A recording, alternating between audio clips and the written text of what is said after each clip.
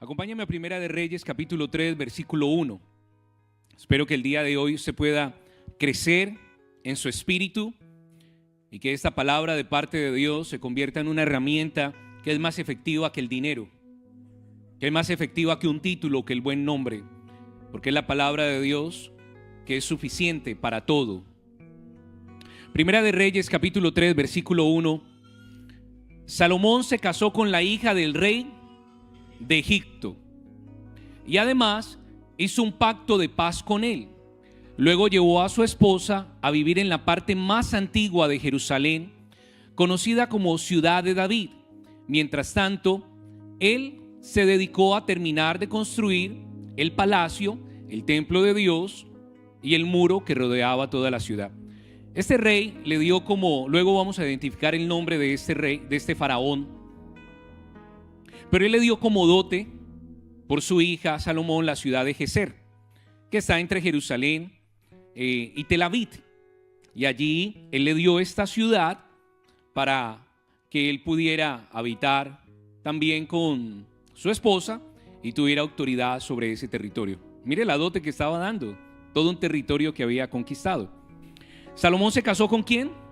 Con la hija de Egipto, y vemos que este patrimonio, no sabemos si fue el deseo de sus ojos, pero también se acostumbraba en ese tiempo a hacer tratados de paz con otros reyes, casándose entre los hijos de ellos. De esa forma aseguraban que no hubiera guerra en sus territorios. Pero como conocemos el trasfondo de Salomón, que siempre se dejaba llevar por sus ojitos, ¿se le parece a alguien?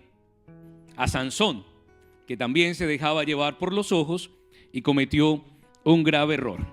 Salomón tuvo el favor de Dios al inicio, pero ese favor debe perdurar toda la vida, porque Salomón en un inicio tenía la sabiduría, el temor de Dios, pero con el pasar del tiempo se terminó. Se inició con temor de Dios, como Sansón, como Salomón, pero usted no puede terminar como ellos. Así que el temor de Dios también se puede perder. Se puede iniciar con temor de Dios, pero se puede perder. La persona que está sentada a su lado hoy puede tener temor de Dios, mañana puede perderlo. La única forma de conservar el temor de Dios es mantener siempre vivos los principios de Dios en nuestra vida para que puedan desafiar la muerte que trae el pecado. Una palabra viva y eficaz que continuamente debe estar en nuestras vidas. ¿Cuál es el significado del nombre de Salomón? Paz, pacificador. Pero Salomón, al emparentar con Faraón, el rey de Egipto, a través de su hija, quería establecer una línea sanguínea, un ADN. La intención no solamente era tener la paz con el rey de Egipto, la intención de Egipto era que se pudiera establecer una línea sanguínea con alguien que fuera heredero del trono de Dios, en este caso Salomón, y así establecer esta línea sanguínea, este ADN con sus ancestros. ¿Para qué? Para poder eliminar y para poder suplantar la genealogía que Dios había establecido. Aunque no hubieran hijos en medio de esta relación que se señale, de igual manera ellos iban a dar a luz con esta alianza, con este patrimonio, un sistema. Si tenían una genealogía, era para suplantar, para eliminar una genealogía que provenía de parte de Dios. Y aunque no tuvieran hijos, iban a dar a luz un sistema, que también es una genealogía y un ADN espiritual. ¿Qué querían hacer? Ellos querían transmitir el comportamiento. Al unirse la hija de Faraón con Salomón, querían transmitir comportamientos. Usted lo ha escuchado: de tal palo, tal astilla. La hija de la cabra, ¿qué ha de ser sino cabrita? La sangre se hereda, el vicio se apega. Así que la intención de ellos era remover, suplantar, eliminar una genealogía que provenía de parte de Dios y poder establecer la genealogía o el ADN de un sistema hacia la nación de Israel, el pueblo de Dios.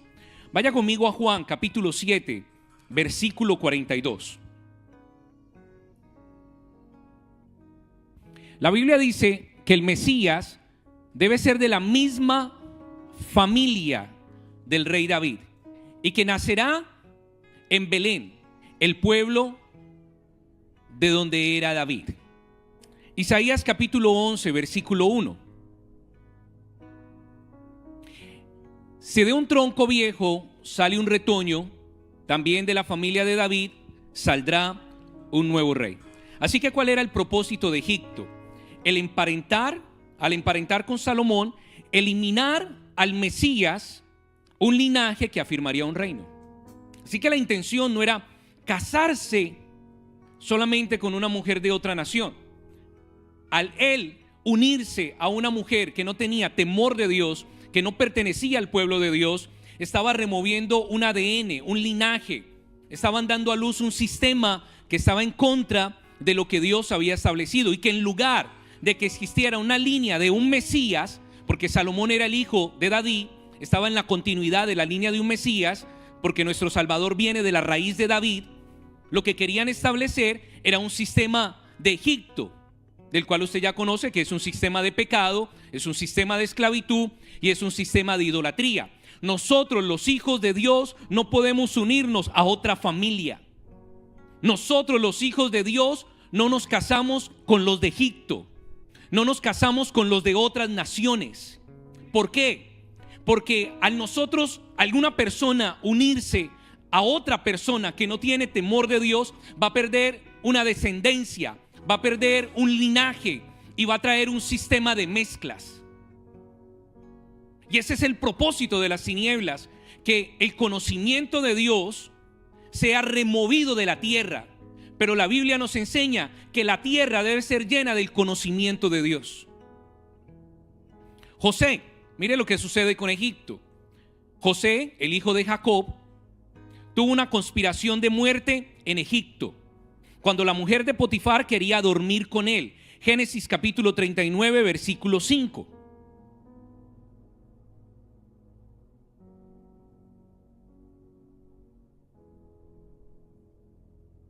El Señor bendijo la casa de ese egipcio desde el momento que él puso a cargo, ¿a quién? A José, todas sus posesiones. El Señor bendijo a Potifar en todo lo que tenía, tanto en la casa como en el campo. Luego en Génesis capítulo 39, versículo 10, 12 y 20, en la Reina Valera 1960, hablando a ella, a José, la esposa de Potifar, cada día, recuerda a Dalila con Sansón, le insistía cada día, la mujer de Potifar le insistía a José, cada día. El diablo le va a insistir a usted, cada día. El diablo siempre está buscando un lugar cada día. Y no escuchándola a él para acostarse al lado de ella, para estar con ella. Aconteció que entró él un día en casa para hacer su oficio y no había nadie de los de casa allí. Y ella lo asió por su ropa, diciendo: duerme conmigo. Entonces él dejó su ropa en las manos de ella y huyó y salió. Versículo 20. Y tomó su amo a José y lo puso en la cárcel donde estaban los presos del rey, y estuvo allí en la cárcel.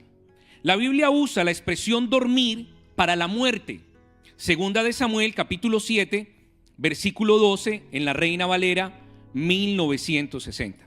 Así que Egipto quería tomar un linaje para firmar un reino de oscuridad, pero Dios había establecido que un linaje estaba para establecer el reino de Dios y su justicia. Y cuando tus días sean cumplidos y duermas con tus padres, yo levantaré después de ti a uno de tu linaje, el cual procederá de tus entrañas y afirmará su reino. Así que la mujer le continuaba insistiendo todos los días. ¿Qué le decía? Duerme conmigo, duerme conmigo. La expresión dormir en la palabra de Dios también está asociada hacia la muerte. ¿Por qué? Porque la muerte es un estado de inactividad como el dormir, donde no hay pensamientos, no hay proyectos, no hay conciencia de lo que sucede y hay ausencia de la vida. Así que esta mujer quería remover de José los pensamientos, sus proyectos, la conciencia de lo que estaba sucediendo y hacerlo ausente de una vida. Lo quería llevar hacia el pecado. Romanos capítulo 6, versículo 23 nos dice: el pecado da como pago la muerte, pero Dios da como regalo la vida eterna en unión con nuestro Señor Jesucristo. Salomón decidió dormir con la mujer que provenía de Egipto. Cayó muerto, no físicamente, pero sí espiritualmente. Y esta mujer en Egipto tenía la intención de que José muriera espiritualmente, a sus proyectos, a sus pensamientos, a la conciencia de lo que estaba sucediendo, y ser ausente de la vida. Pero José no durmió con ella. La conspiración de muerte para José en Egipto era una muerte no solamente física, era una muerte espiritual. Génesis capítulo 2, versículo 17. Cómo el pecado trae una muerte física, pero también espiritual. Pero no debes comer del árbol del conocimiento de bien y del mal, porque el día que lo hagas sin duda morirás. Adán y su mujer tomaron de ese fruto. ¿Murieron físicamente? No, pero murieron espiritualmente. Ya había en sus vidas, ya no habían los pensamientos de parte de Dios, no estaban los proyectos que Dios había establecido, ya no tenían conciencia del reino de Dios aquí y ahora, de lo que estaba sucediendo, y estaban ausentes de una vida espiritual. Génesis capítulo 3, versículo 4. Entonces la serpiente le dijo a la mujer: con seguridad no morirán, pero sí murieron. Cuando una persona está muerta en su pecado, no tiene sensibilidad a la palabra de Dios, porque la palabra de Dios tiene que encontrarse con lo que ella reproduce según su género. Dios le dijo a Adán que todo se multiplique según su género, y la palabra de Dios es viva y eficaz, y se va a reproducir en aquellos que tienen vida y no pecado. Así que Egipto sabía muy bien que no se iba a reproducir la vida ni el linaje del reino en esa unión que había entre esta mujer y Salomón. José entendió que él sí quería reproducir la vida y no la muerte. Las personas que tienen la palabra de Dios viva y eficaz son aquellos que tienen vida. Significa que no están dormidos, significa que no están en pecado. Una persona que está en pecado no puede responder a lo que Dios está hablando. Usted puede venir toda su vida a una congregación y decir que está delante de Dios, pero si en su vida hay pecado, usted no va a reaccionar ante la palabra. Solamente los que tienen vida van a reaccionar ante una palabra viva. Pero aquellos que están en pecado no van a reaccionar a lo que Dios está hablando. Y allí la responsabilidad recae en el individuo, pero no en el creador. Porque la palabra de Dios continúa teniendo poder el día de hoy y continúa manifestando la vida. Pero si hay pecado, no van a reaccionar ante esa palabra. Lo que se proponía la mujer de Potifar era eliminar los proyectos, los pensamientos y la conciencia de José, hacerlo ausente de la vida y del propósito. Apocalipsis capítulo 21, versículo 8, en la Reina Valera 1960. Pero los cobardes e incrédulos, los abominables y homicidas, los fornicarios, hechiceros, los idólatras, todos los mentirosos tendrán su parte en el lago que arde con fuego y azufre, que es la muerte segunda. Dice que los fornicarios, el espíritu de fornicación que reposa sobre los hombres, no tendrá nuevos cielos, no tendrá nueva tierra. Los idólatras, los hechiceros, todo este sistema de Egipto venía a unirse a la nación de Israel para que ellos no tuvieran nuevos cielos, no tuvieran una nueva tierra, para que no tuvieran un reino, ni en lo temporal ni en lo eterno. ¿Qué quería la mujer de Potifar?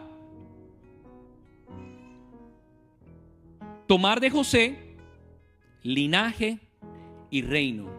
Cuando alguien de Egipto viene a tomar a alguien de Israel, lo que quiere tomar es su linaje y su reino. O sea, la atracción no está en usted, la atracción está en lo que usted posee. El diablo no viene por usted, el diablo viene por su semilla, el diablo viene por el linaje, el diablo viene por el reino, el diablo viene a interrumpir para que el conocimiento de Dios no se dé a conocer sobre toda la tierra. Así que el asunto deja de ser individual para entender que es un asunto que proviene de un creador, del corazón de Dios, que no son mis decisiones, que son los proyectos, los propósitos y los planes que Dios ha establecido. José no permitió que ni allí en Egipto quedaran sus huesos. Él dijo: cuando yo me muera, dice, no quedarán allí sus huesos. Al vencer allí la muerte con la vida, José pudo gobernar en Egipto. La mujer que vino a casarse con Salomón, ella gobernó sobre Salomón y gobernó sobre Israel. Y Salomón perdió la autoridad. Pero José no permitió que una egipcia gobernara sobre él. No permitió la influencia del pecado. Salomón dejó de gobernar a causa del pecado y José gobernó por el pecado. Y mire dónde estaban los dos: en Egipto, mezclados con un sistema de Egipto. O sea, no hay disculpa que estamos en el mundo, porque va a haber un Salomón que decide acostarse con Egipto y su sistema, con el pecado y con la muerte. Pero también va a haber un José que no se va a acostar con Egipto, ni con su sistema, ni con la hechicería, ni con la idolatría.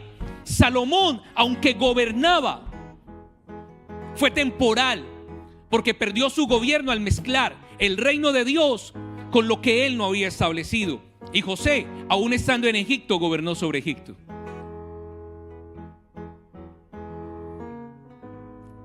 Lo que quería destruir a José, José con pureza y santidad lo gobernó. No hay disculpa. Mire lo que hace Egipto: una conspiración de muerte de parte de Faraón para Moisés. Ahora vemos cómo Egipto se mezcla a través de una relación, de un patrimonio con Salomón. Vemos cómo Egipto quiere venir a acostarse con José, lo cual él no permite. Pero también vemos cómo Egipto quiere venir a quitarle la vida a Moisés. Hechos capítulo 7, versículo 20 y 21. Moisés nació en esa época, era un niño muy hermoso y sus padres lo cuidaron en casa por 3 meses. Cuando lo tuvieron que abandonar, la hija del faraón lo recogió y lo crió, lo adoptó. Egipto tiene un sistema de adopción. Aquí nosotros nos damos cuenta que Egipto no solamente le quita la vida a alguien, Egipto también lo que quiere hacer es reeducar la vida de alguien. O sea, en un inicio no querían matar a Moisés, querían reeducar a Moisés. Sabían lo importante, las tinieblas sabían lo importante que era Moisés. Desde un inicio, las tinieblas sabían que Moisés iba a ser el libertador. Entonces no le quitaron la vida, quisieron reeducarlo para convertirlo uno de ellos y que se levantara en contra de los diseños de Dios. El diablo sabe desde un inicio quiénes somos nosotros. El diablo sabía desde un inicio quién iba a ser Jesús y dijo que Herodes diera la orden. Herodes decidió dar la orden de matar a todos los recién nacidos. El diablo sabía quién iba a ser Moisés y dio la orden de matar a todos los recién nacidos. Muerte física, pero también espiritual. El diablo sabe quiénes vamos a llegar a ser nosotros en Dios. Y el diablo está esperando si nosotros somos Salomón, que se acuesta con Egipto, o si somos José, que rechazan a Egipto, o si somos Moisés, que rechazan ser reeducados por ese sistema de brujería, de hechicería y de fornicación. Así que el diablo sabe quién es usted. Y usted necesita reconocer su identidad en Dios. O va a ser de los que se casan con Egipto, o va a ser usted de los que rehúsan acostarse con ese sistema.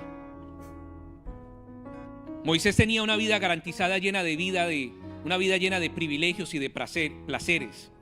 Si Moisés continúa allí, emparenta con el sistema de Egipto, se casa también con una mujer de Egipto, y el linaje y la descendencia de un Salvador y un Mesías se veía interrumpida. Mire lo que Egipto quería hacer desde un inicio: interrumpir una genealogía y una descendencia a través de José, haciéndole emparentar con Egipto. Luego vemos cómo quiere también que Moisés emparente con el sistema de Egipto, siempre queriendo quitar el linaje, el ADN y la descendencia de un reino, de un Salvador, de un Mesías, establecer un linaje de muerte y de oscuridad. Si la nación de Israel continuaba bajo esclavitud, la política, la economía y la religión de Egipto, el enemigo hubiera logrado infiltrarla en medio de ellos y eliminar la promesa de un Mesías. Pero Moisés, como José, rehusó ser parte de los proyectos de Egipto. Hebreos capítulo 11, versículo 24 al 25. Por la fe, cuando Moisés creció, rechazó los honores de ser llamado nieto del faraón. Moisés decidió no disfrutar los placeres pasajeros del pecado. Al contrario, decidió sufrir junto al pueblo de Dios. Si José lo acepta, hubiera sido temporal, placentero, delicioso. Si Moisés lo acepta, hubiera sido temporal, delicioso y placentero, pero no hubiera tenido trascendencia la vida de ellos ni la de sus generaciones. Estamos hoy como iglesia nosotros rechazando ese sistema placentero. Estamos hoy nosotros como iglesia emparentando con un sistema de idolatría, de brujería, de hechicería, de fornicación, de pecado. ¿Estamos nosotros permitiendo que continúe el temor de Dios a través de las generaciones? ¿O será usted la última generación donde el nombre de Dios se conozca y que a partir de allí se establezca un sistema de oscuridad y de tinieblas? Los hijos de Dios no nos casamos con mujeres de Egipto. Las que tienen temor de Dios no se casan con los de Egipto. La iglesia no fornica con un sistema que Dios quiere destruir, porque es un sistema que no trae bienestar, es un sistema que trae esclavitud y es un sistema que trae muerte, es un sistema que anula los sueños, los propósitos, los anhelos y los deseos que Dios estableció, que permanecen y edifican una casa para siempre. Hoy las personas quieren una buena vida, pero es una buena vida pasajera. Quieren vivir bien de la noche a la mañana. Se les olvida el esfuerzo, el sacrificio, la negación que se debe tener para poder alcanzar una meta que se pueda consolidar y que se pueda establecer y pueda servir como una luz para futuras generaciones, no solamente las propias, sino todas aquellas que están alrededor. La gente quiere lo ligero, la gente quiere los fáciles. Hoy los jóvenes quieren buscar a Dios de una forma ligera, de una forma superficial. Hoy no quieren profundizar en el conocimiento de Dios. ¿Cuántos de los jóvenes de este ministerio por lo menos habrán leído la Biblia completa en una sola ocasión? Pero no lo han hecho muchos de ellos, y aún así están rechazando principios establecidos por la palabra de Dios y ni tienen conocimiento de la palabra de Dios. No podemos nosotros emparentar con aquellos que no tienen temor de Dios. Yo no voy a ser la generación que va a establecer un sistema de oscuridad y no va a permitir que el conocimiento de Dios se dé a conocer por toda la tierra. No podemos ser un ministerio, el último ministerio, que establece un sistema de oscuridad y de tinieblas, cuando debemos traer el conocimiento de Dios sobre toda la tierra. ¿Qué significa esto, pastor? Que Moisés y José, ¿me da permiso de decirlo?, no fueron mimados. ¿Usted se imagina por lo que atravesó José? Rechazado por sus hermanos, puesto en una cisterna. Qué sufrimiento. Una vida estable, una vida cómoda, y de repente terminar en una cisterna, convertirse en un objeto o en una transacción económica, porque sus hermanos, Judá, incluyendo Judá, dijo: no lo matemos, hagamos un negocio con él, y lo vendieron como esclavo. No alcanzó a despedirse de su padre. No logró hacerle entender a sus hermanos que los propósitos y los sueños que él tenía provenían de parte de Dios y que ellos no se tenían que ofender con lo que Dios había hablado, porque ese es el problema, porque la gente hoy se ofende con lo que Dios ha hablado a un ministerio y habla a nuestras vidas. Y José no tuvo el tiempo para explicarle ni hacerles entrar en razón, que no se ofendieran, que los sueños no provenían de él, que los sueños provenían de Dios, que él gobernaría sobre ellos y sobre sus padres, no porque él quería, sino porque Dios lo ha establecido. Y ese es el problema. Hoy se ofenden con lo que Dios habló. Y la gente quiere matar el portador de lo que Dios ha hablado. Él no tuvo tiempo de explicarles. Se lo llevan como esclavo. Después de tener una túnica de colores, estaba completamente desnudo, expuesto a todos los elementos. Aún así, guardó su corazón en obediencia y no se ofendió. Entró a trabajar a la casa de Potifar como esclavo. Luego de tener algunos beneficios, es acusado falsamente. Usted se imagina, extranjero en la tierra de Egipto. No tenía contacto con nadie de su familia. Estaba en una cárcel. ¿Quién le podría ayudar a José? ¿A quién podría él llamar para pedirle ayuda? ¿Quién pudiera pagar un abogado de José? Estaba en una tierra extranjera. Estaba solo en una cárcel, acusado falsamente. Y no como las cárceles del día de hoy. Era literalmente una fosa. Allá no les daban salida al campo para que jugaran un rato y les tenían alimentos. Allá les daban pan y agua, con la idea de que se pudieran morir muy rápido. Sufriendo, acusado falsamente. ¿Y sabe qué? José nunca abandonó sus sueños. Y José no estaba ni ofendido con sus hermanos, ni estaba ofendido con Dios, ni con el pastor tampoco. Porque una raíz de amargura le hubiera sido un tropiezo y no hubiera podido llegar al propósito. Dígale al de lado: ¿y usted que se ofende tan fácil? Y muchos que se ofenden por los sueños que Dios da. Y logró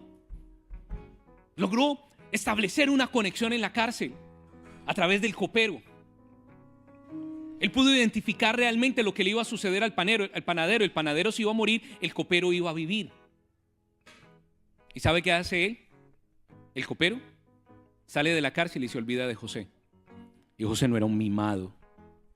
José no se ofendió. José, a través de muchos propósitos, guardó el linaje y el ADN que Dios había establecido en su vida para establecer un propósito. Él vio más allá de sí mismo y no se ofendió con el copero. Y luego gobernó sobre el copero, sobre Potifar, sobre su mujer y sobre todos en Egipto. Dígale al de lado y mírelo a los ojos y dígale: porque no fue mimado. Algunos quieren llegar muy lejos en la vida, pero con el primer rechazo ya se ofenden. Y la raíz de amargura les es tropiezo y no pueden avanzar, porque hoy todo el mundo se ofende fácilmente.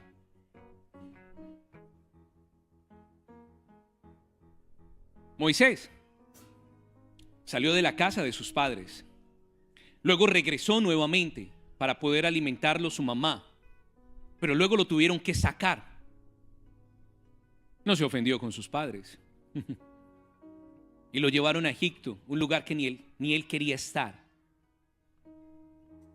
Usted quiere establecer el reino de Dios por generaciones. Usted quiere que la tierra continúe siendo llena del conocimiento de Dios. No va a ser fácil. Pregúnteselo a José, pregúnteselo a Moisés. Ahora bien, si quiere las cosas fáciles, cásese con la hija del faraón de Egipto y llévesela a vivir en los mediados de Jerusalén y de Tel Aviv. Es muy fácil irse a vivir a la ciudad de Geser, acostarse con los ídolos, con la hechicería, con la rebelión, con la idolatría, con el pecado, y creer que se tiene la ciudad de Geser. Eso es muy fácil. Pero Moisés y José tuvieron el valor para no acostarse con un sistema y no permitir que las tinieblas se establecieran sobre la tierra. Vuelve y dígale al de lado: el problema hoy es que todos se ofenden muy fácil. Todos se ofenden muy fácil. Estoy ofendido. Estar en Egipto hubiera sido placentero y ¿qué? Y temporal. Pero yo creo que hoy nos levantamos para decirle a ese sistema de Egipto: prefiero un día en tus atrios, oh Dios, que 1000 fuera de ellos. Prefiero estar en la puerta de la casa de mi Dios que habitar en las moradas de maldad. Salmos 84:10. A mí, ni como pastor ni como persona que me congregué durante muchos años, me gustó estar en un ministerio donde hacían las cosas fáciles. Y no importa si el pastor se olvidó de mí como el copero, y no importa si los hermanos de la congregación me hicieron daño como los de José, y no importa si me acusaron falsamente, yo estaba ahí y no me ofendía fácilmente porque tenía un propósito en Dios y yo no iba a abandonar un linaje que Dios había establecido. Me ofendió el pastor, me voy, José no se fue. Me ofendieron los hermanos, me voy, José no se fue. Me ofendieron mis padres, me voy, Moisés no se fue. Y esa es la mayoría o el grave problema que las personas tienen el día de hoy, que no se les puede decir nada porque se ofenden. Y si Dios habla a sus vidas y manifiesta diseños y ellos los comparten, algunos se ofenden hasta con lo que Dios habló, como en el caso de los hermanos de José. Para poder llevar el linaje del reino de Dios, no nos podemos ofender fácilmente. ¿Sigue aquí? Los egipcios, ¿qué hacían? Sacrificaban en lugares altos. Lugares altos en la palabra de Dios significan idolatría. Los obeliscos, un día vamos a estudiar bien sobre los obeliscos. Pero los egipcios creaban obeliscos y allí adoraban al dios Ra, el dios Sol. Estos son los obeliscos para quienes no los conocen. Se parecen mucho, yo sé a usted a qué le está buscando parecido. Un día vamos a hablar acerca de ellos. Segunda de Reyes 17:9. La aceptación de parte de Salomón era una estrategia política y militar con un gobierno. Salomón tuvo temor de ese faraón, por eso se casó con la mujer e hizo una alianza de paz. Y secretamente hicieron maldad contra el Señor su Dios. Los israelitas construyeron santuarios paganos en todas sus poblaciones, desde el pueblito más insignificante hasta la ciudad más grande. Mire todo lo que permitió este Salomón. Deuteronomio capítulo 20, versículo 4 en la traducción lenguaje actual. Salomón tuvo miedo y emparentó con el sistema de Egipto. Nuestro Dios peleará por nosotros y nos dará la victoria. Y Salomón tuvo miedo. Josué capítulo 23, versículo 10. El que tenga miedo va a emparentar con Egipto. Josué 23:10. Uno solo de ustedes puede hacer huir a 1000 enemigos, porque tal como lo prometió. Salomón no tenía por qué emparentar con el sistema de Egipto. Salomón no tenía por qué tener miedo. Ay, no hay músicos, no hay adoradores en el ministerio. Emparentemos con los del mundo. Ay, no hay predicadores. Ay, emparentemos con los del mundo. Ay, no hay alguien en el ministerio que me pueda tomar como esposo o como esposa. Emparentemos con los del mundo. El negocio se ve muy bien, emparentemos con los del mundo. El negocio se ve muy mal, emparentemos con los del mundo. No tengo amigos en el ministerio, otras familias, pues emparentemos con los de Egipto. Cuando la gente tiene miedo y cree que va a perder, se une a lo que lo va a destruir. Las peores decisiones que usted pueda tomar las toma cuando tiene miedo. Cuando usted tenga miedo, no tome una decisión. Cuando usted tenga miedo, pídale sabiduría a Dios. Permita que sea Dios quien haga huir sus enemigos y sus situaciones difíciles delante de usted. Pero cuando usted tenga miedo, no tome decisiones. Muchos jóvenes han tomado y muchas personas también han tomado decisiones cuando tienen miedo y han visto las consecuencias o las graves consecuencias que han tenido en su vida. Este faraón de la dinastía de Egipto era el número 18, se llamaba Amosis. Y su representación, un hacha. ¿Por qué un hacha? Porque un hacha es para cortar. Y esta es una de las evidencias del hacha de Amosis. 18. Isaías capítulo 11, versículo 1. ¿Qué venía a cortar con un hacha? Si de un tronco viejo sale un retoño, también de la familia de David saldrá un renuevo, un rey. ¿Venía a cortar qué? Un árbol. Venía a cortar el linaje. Y la palabra de Dios también habla de que nosotros somos árboles. Salmo capítulo 1, usted lo puede leer en casa.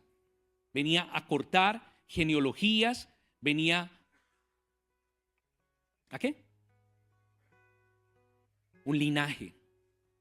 Salomón, al emparentar con la hija de Faraón, se estaba uniendo al espíritu que gobernaba sobre Egipto y su sistema faraónico, esclavitud, oscuridad y pecado. El propósito era suplantar, eso es lo que busca Egipto, suplantar los diseños del reino de Dios con los diseños de las tinieblas. Hoy también nos encontramos muchas iglesias que están suplantando las que tienen una verdad, las que están diciendo que no se acuestan con la mujer de Potifar, los que están diciendo como Moisés que es placentero estar en Egipto pero que no se van a quedar ahí. También hay muchas iglesias, también hay personas dentro de congregaciones que buscan suplantar lo que Dios estableció con un sistema de Egipto. El espíritu de Egipto fue traído a la ciudad de David. ¿Qué iba a hacer Salomón? Iba a construir una casa para adorar a Dios, iba a construir un templo. ¿Y qué hace este sistema de Egipto? Establece a Faraón, a la hija de Faraón, en la ciudad de Jerusalén, donde iba a ser establecida, donde iba a ser establecido el templo de Dios. O sea, sabía lo que estaba haciendo. Una casa para Jehová, pero otra casa para Egipto también. ¿Cuál fue la influencia del espíritu en Egipto en Salomón? La influencia fue que Salomón se hizo de muchas mujeres, no tenía derecho a tantas mujeres. Comenzó a construir obeliscos, que es un falo, es un símbolo de la virilidad, impureza. Eso significan los obeliscos. Construir muchos edificios donde se convertirían en lugares de adoración para todas las mujeres que él tenía ya. Salomón fue el que instituyó la ley de Corbea. La ley de Corbea es esclavitud. Es un trabajo obligatorio cada 3 meses de un mes sin honra para las obras públicas. Parecido a un sistema de impuestos.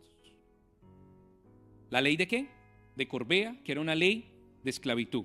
Cada 3 meses ellos tenían que dar un mes gratis en trabajos públicos. Así que ellos trabajaban 8 meses para ellos y 4 meses para el gobierno. Si hace la matemática, creo que se va a dar cuenta en dónde estamos, ¿verdad? Levantar altares y sacrificios para otros dioses, aceptar todas las costumbres de las naciones, adquirir caballos y prepararse para una guerra cuando Dios le había dado un tiempo de paz. ¿De dónde provenían los caballos de Salomón? De Egipto. ¿Por qué? Porque de Egipto estaba la mujer que inclina el corazón del hombre. Y usted y yo sabemos que esa es una gran verdad. Puede ser un hombre fuerte como Sansón, muy rico y poderoso como David, muy ungido como Abraham, pero las mujeres pueden inclinar el corazón a lo que ellas quieren. Y esta mujer afectó la lealtad de Salomón para con Dios. Pastor, ¿usted me está hablando de mi esposa también? Sí. ¿De su esposa también? Si es mujer. Si no es mujer, arrepiéntese.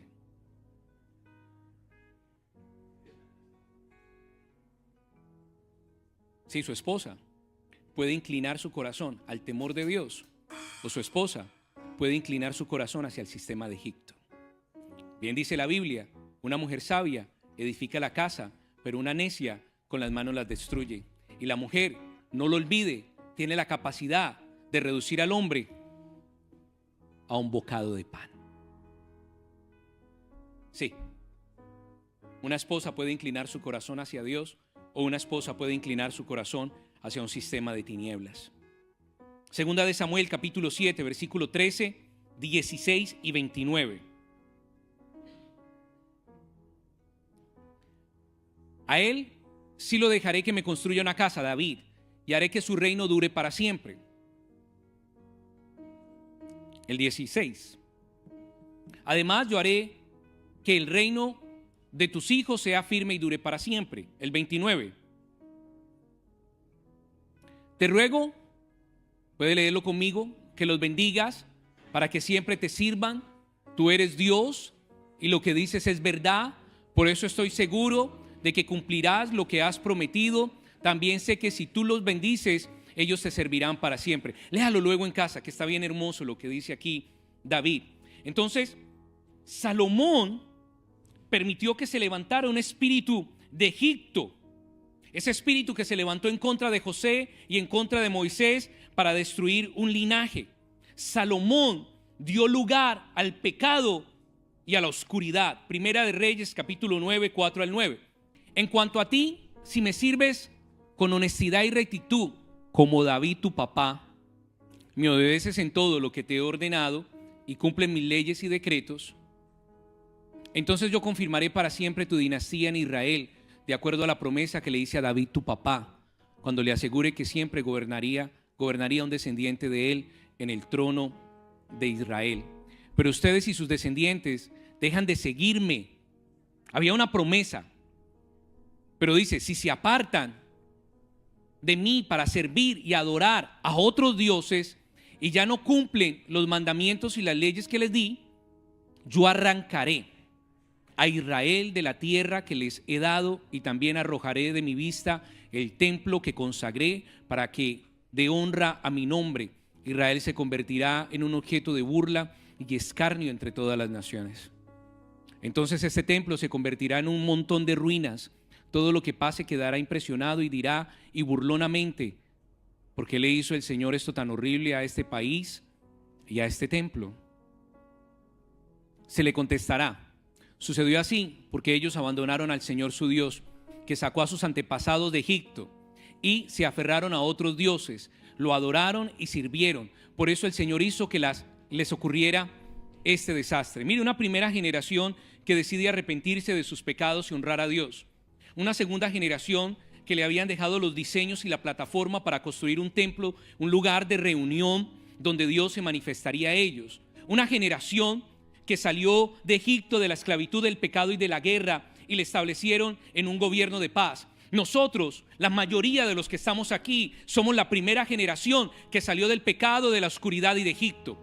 Nosotros somos esa primera generación que le está dando a una segunda generación los diseños, los recursos y la paz. Una generación que nació en libertad y no bajo cautividad, pero no puede ser una generación que se convierta como Salomón, que después de nosotros haberles dejado una promesa que el Padre ha hablado a nuestras vidas, ellos vayan a desobedecer.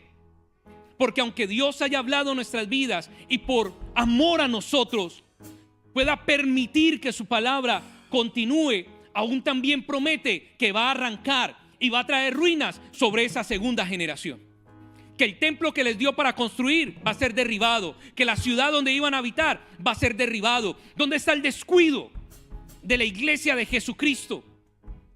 En que hay una generación que salió de Egipto con gratitud y ama a Dios y honra a Dios, pero engendró una segunda generación que en lugar de continuar conquistando la tierra y manifestando el conocimiento de Dios, decide casarse con los de Egipto, decide introducir un sistema de rebelión, de hechicería, de muerte y de pecado. ¿Dónde está su segunda generación? Porque su segunda generación, no solamente en lo económico, no solamente en lo natural, tiene que llegar más lejos que usted, sino también en el temor de Dios. Su hijo ya tiene que estar teniendo sueños y revelaciones, visiones, ya tiene que tener claro su llamado, ya tiene que estar tomando la tierra para sembrar el conocimiento de Dios en ella. Pastor, eso no está sucediendo. Tenga cuidado que Salomón se le infiltró en la casa y se le va a casar con uno de Egipto. Mire, el mejor aliado del pueblo de Dios es la historia. Ese es el mejor aliado del pueblo de Dios, la historia. Y nosotros no podemos estar aquí como Salomón, no podemos estar aquí como Sansón, dando vueltas como la daba Sansón en un molino, dando vueltas como Salomón en medio del sistema de Egipto, dando vueltas y vueltas y vueltas, vueltas que no llevan a ningún destino, vueltas que no llevan a ningún lugar. Usted nos sacó a una generación de las vueltas de Egipto, de la esclavitud, de los molinos, de la esclavitud del pecado, para que ellos continúen dando vueltas. Yo sé que usted tiene un hijo y lo ama mucho, pero la pregunta es si Dios lo reconoce como hijo. La pregunta es si Dios ama a su hijo tanto como lo ama a usted, porque creo que a Dios habló primero y que el verdadero padre es Él y no somos nosotros. Yo amo mucho a mi hijo, Dios también lo tiene que amar mucho. Él dijo, ese es mi hijo amado, en Él tengo complacencia. Pero los que son hijos son los que lo reconocieron a Él y lo aceptaron como padre. Una segunda generación, David, la esperanza de una segunda generación. El que era pastor de ovejas. ¿Se acuerda usted qué era, hermano? Pastor de ovejas. Eso éramos nosotros, pastores de ovejas. Y Salomón, con el tesoro de la nación, con el tesoro de su padre David, ya siendo el que construía, el que gobernaba. No puede ser que nosotros, como pastor de ovejas, fuimos fieles y peleábamos por una oveja, si fuera con el oso y con el león, que no nos ofendimos ni con el papá, ni con los hermanos, ni con Saúl, para llegar a gobernar como lo hizo José. No puede ser que estemos introduciendo a una generación de Salomón para que se acueste con el sistema de Egipto y para que vea las ruinas de un templo y de un territorio que Dios le entregó.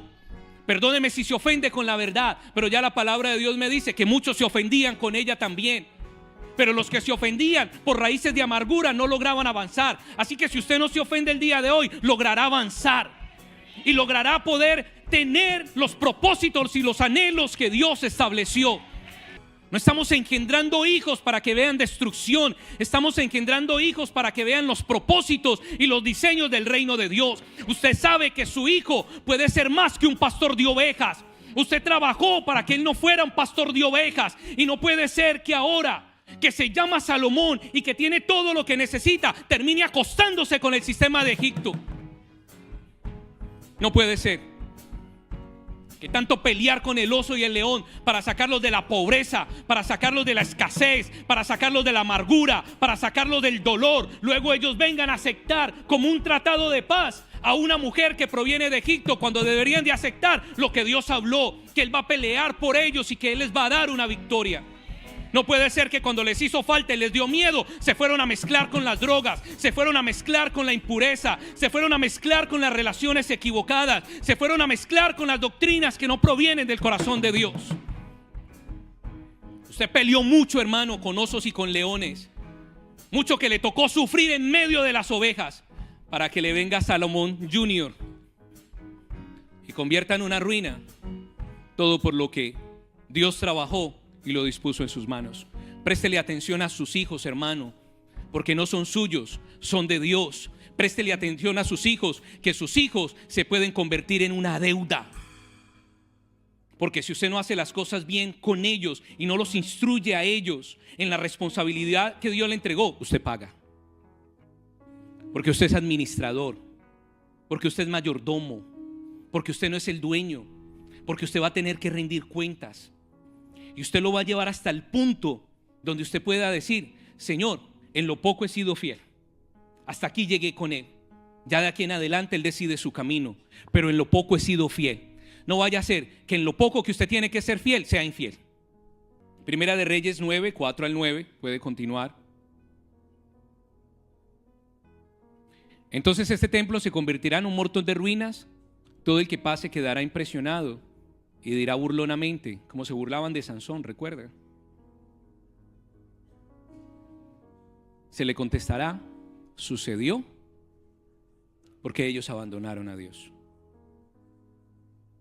Poder discernir entre lo bueno y lo malo. Salomón cerró la puerta, pero no puso un seguro sobre ella.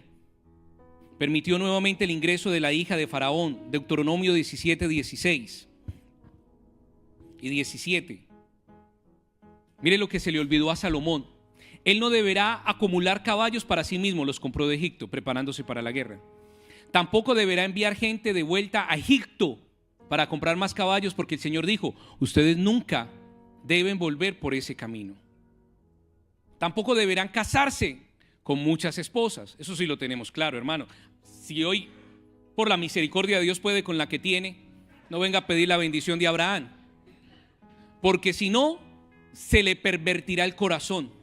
Además, no deberá enriquecerse con plata y oro. Así que sí, jóvenes, es una sola esposa, un solo esposo, para que no haya perversión en el corazón.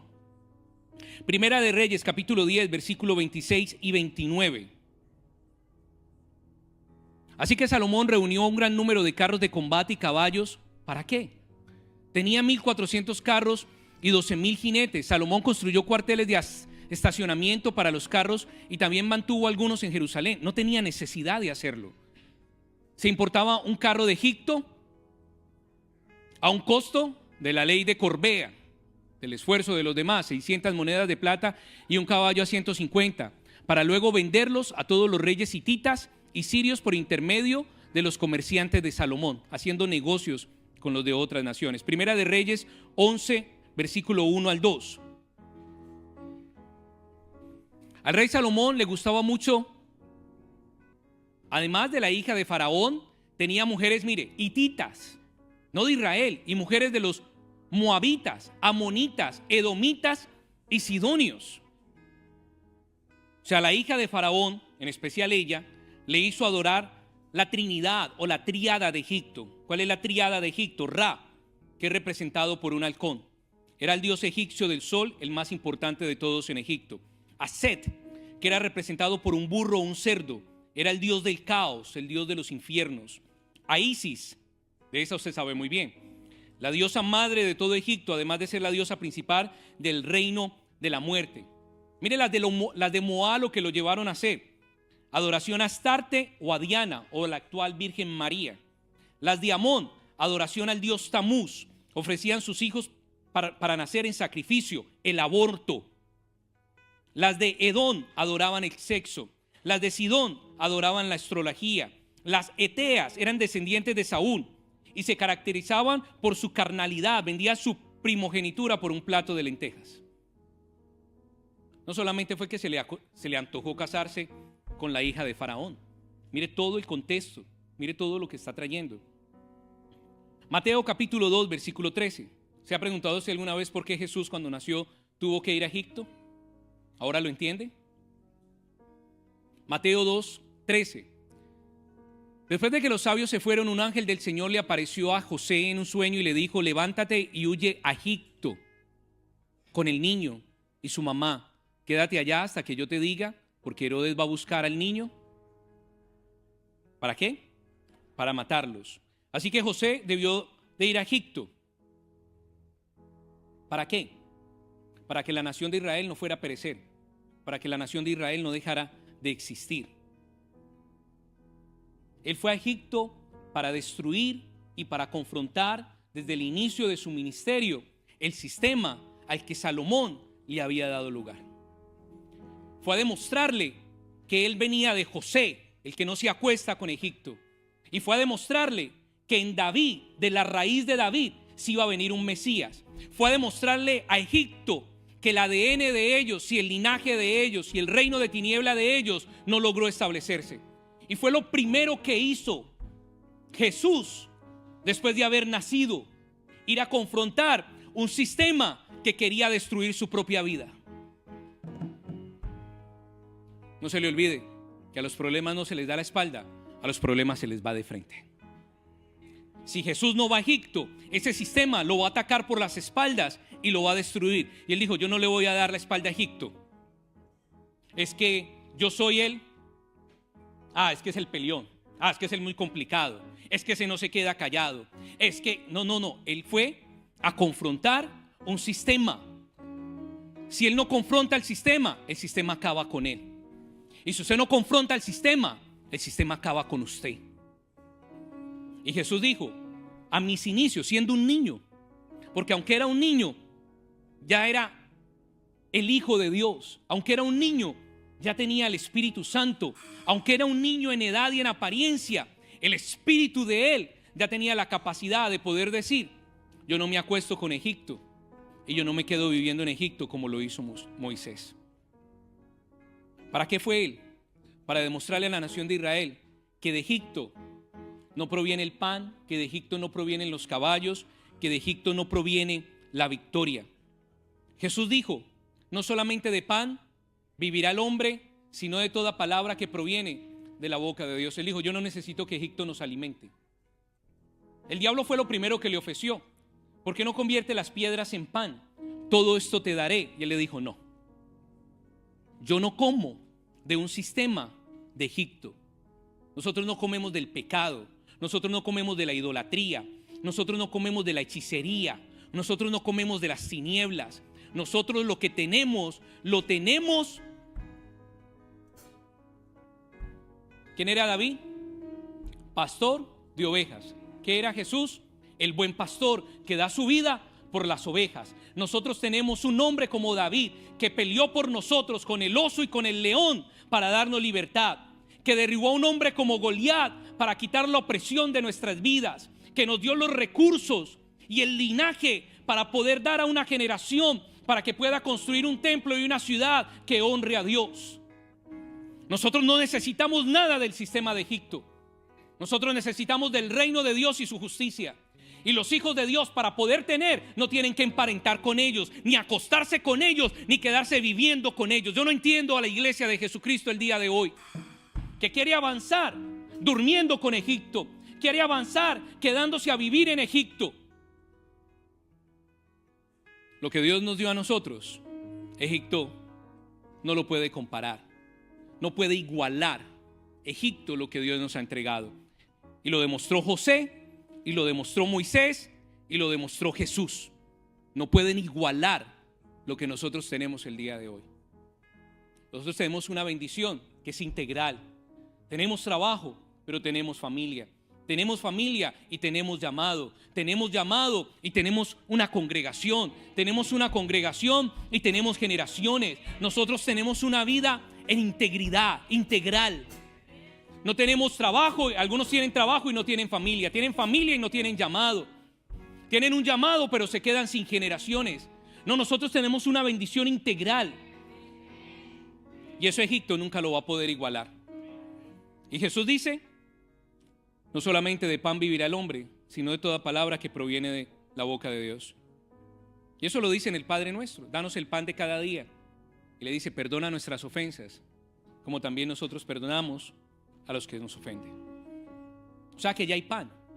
Si hay pan, ya hay libertad. No nos queremos alimentar de ese sistema. Y si usted tiene pan y tiene libertad, puede gobernar. Porque si usted está en Egipto, no tiene pan, es un esclavo, no tiene libertad y no puede gobernar.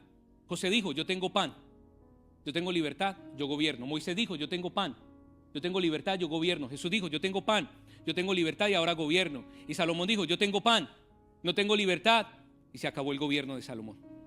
Empezó muy bien, pero qué lástima que terminó tan mal. Así que Jesús desciende a Egipto para limpiar su casa, la raíz de David, que había sido infiltrada por lo que Salomón había hecho. Él fue allá para descontaminar el gobierno de Dios, del Rey de Reyes y Señor de Señores. Primera de Reyes, capítulo 11, versículo 40. La continuidad del espíritu de Egipto sobre el pueblo de Dios debido a las consecuencias de lo que hizo Salomón. Salomón intentó matar a Jeroboam, pero Jeroboam escapó a Egipto bajo la protección de Sisat, rey de Egipto. Y ahí se quedó hasta que murió Salomón y luego pudo gobernar.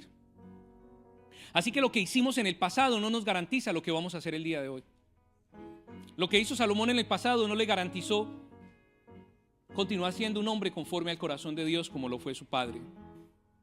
José, en resumen, una conspiración de muerte física de parte de sus hermanos, espiritual de parte de la mujer de Potifar. Moisés, una muerte física de parte de Faraón, porque él dio la orden de la muerte a todos los primogénitos. Moisés fue quien terminó estando del otro lado de la habitación, teniendo libertad. Jesús, una muerte física, Herodes, una muerte espiritual, la religión de ese tiempo. Tenemos pan, tenemos libertad, tenemos gobierno, tenemos reino y una revelación profunda para que nunca se le olvide. Y no somos mimados.